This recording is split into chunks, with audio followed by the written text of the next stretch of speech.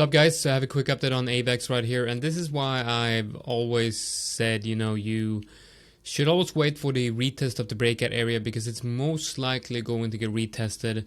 There was obviously a lot of FOMO on Avax right here yesterday. I saw a lot of people entering in this area right here. Those are now in a loss obviously, and chances are if price starts moving down here, they're going to be selling, right? But then if you start adding some fibs to this current move, you're going to be seeing that it's actually very likely that we might see a wick lower on AVAX right here. The problem with this trade right here is the fact that Bitcoin looks like it wants to break range lows. Now, if Bitcoin doesn't break range lows and starts bouncing here, and especially if Bitcoin is bouncing at range lows and then reclaims the range EQ area at around 50k, well, then AVAX is going to perform quite well, right?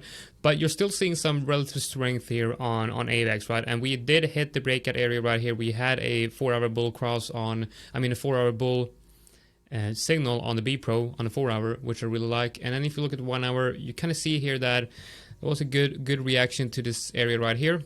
But what I'm looking for is a deeper retrace. I want to see a deeper retrace and a nice, a nice rounded retest and a rounded bottom. I don't want to see a candle just hitting that level and then taking off immediately. I want to see some calm and collected price action, if you will.